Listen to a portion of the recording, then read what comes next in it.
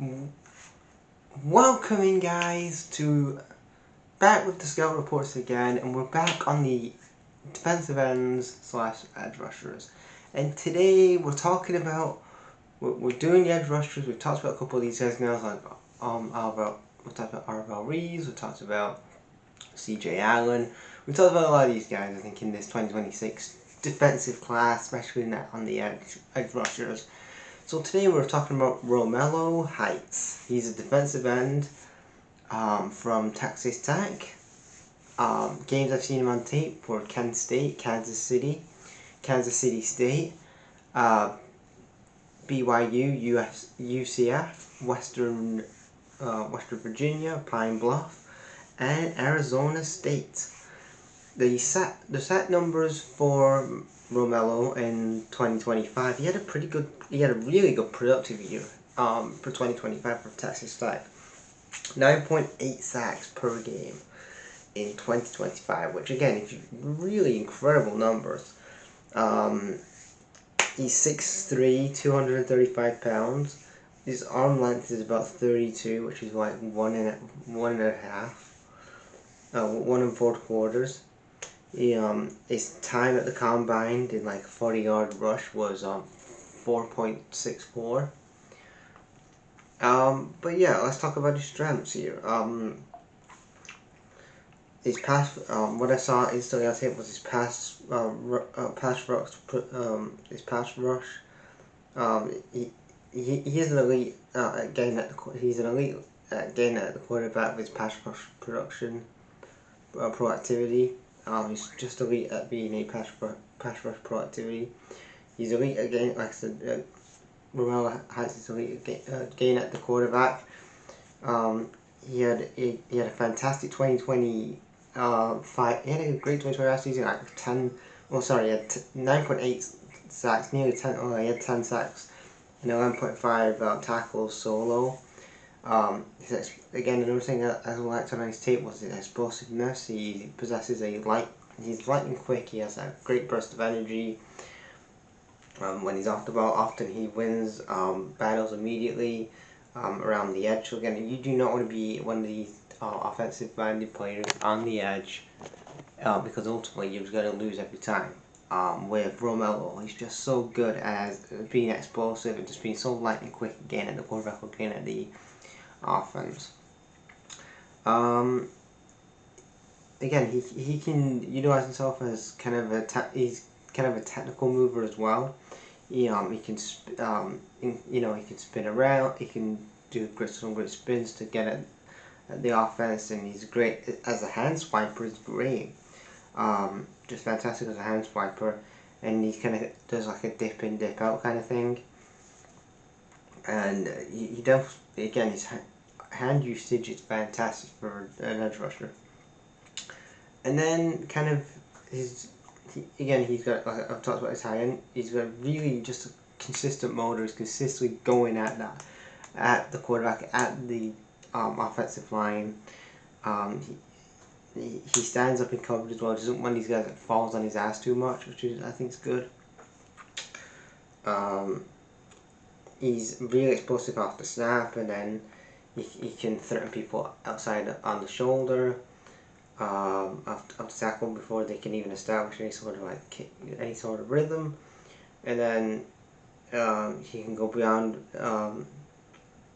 He can cover. His coverage ability is great as well. He can stand off as a genuine weapon. Again, one of those guys you would really want to have in your defense, and he can drop into his own coverage and then carry down to being a tight end vertical. And he's set up as well as a pass rusher, and his intelligence down the field is fantastic. He had over 1,645 snaps in 2025. And his college career in general has had 16.5 sacks across his years in college. So again, if you're looking at that, pretty good numbers he's put up here. Size-wise, again, people are going to look at him and go, he's 235 pounds, nearly 240 pounds.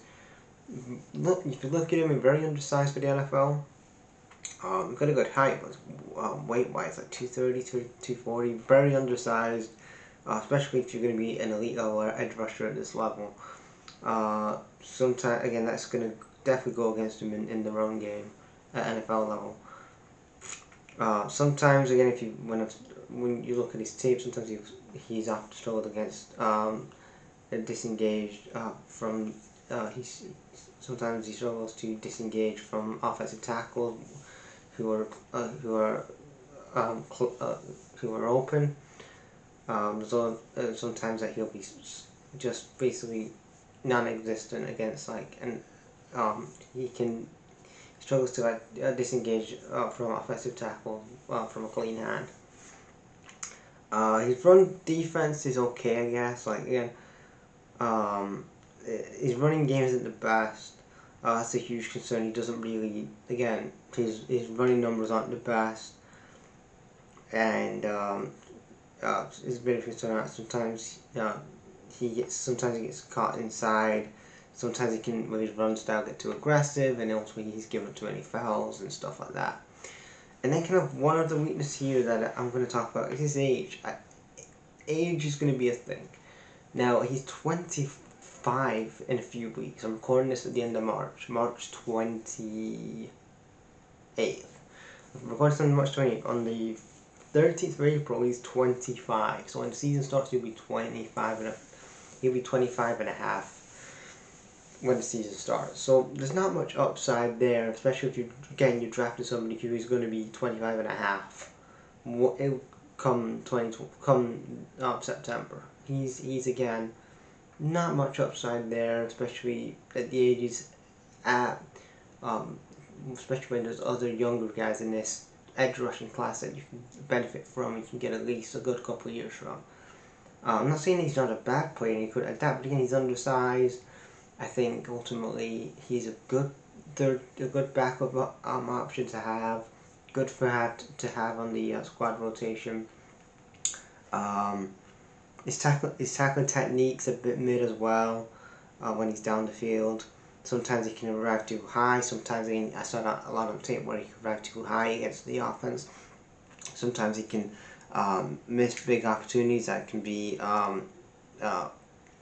route conversations against the back.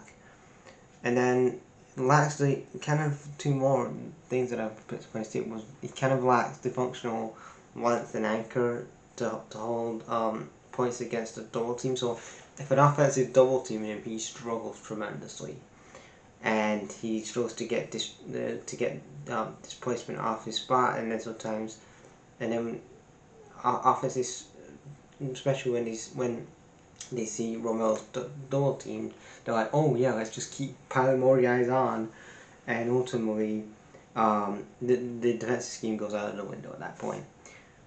And then a lot of the time he's very much a predictable kind of what you see is what you're gonna get with Romello heights. Is very predictable play calls, and if you're very one-dimensional, which I've talked about a lot on this draft for other positions, then instantly you're going to get found out. And if you don't, again, address the things that, again, if you don't improve your arsenal and actually improve your game, you're just going to be absolutely exposed to this level. Because it's okay at college level getting away with it, you're playing kids every week, but you're now going to go against elite offenses in this league, and you're going to get exposed every week if you're a starter. I don't see Romello Heights being a starter. I think he's going to be one of those guys that you would have as a in the practice squad, that you would have him in there just for bodies and numbers. I wouldn't really have him as a starter. But for me, considering again his age, he's undersized a bit, not height wise, but just weight wise. Just again, if you just worked out more at the gym maybe, but I just feel like he's going to be a late 4th round pick, maybe 5th round pick. I don't see him like, oh, it's going to be fucking big. And I just think he's one of the, again, he's not much upside to this guy. Again, he could have a couple of years in the league, but you're going to have him from he's 25 when the season starts. You may have him for like 3 or 4 years at best. You're not going to get the best out of him, especially now, because of his age. But yeah, leave your thoughts in the comments.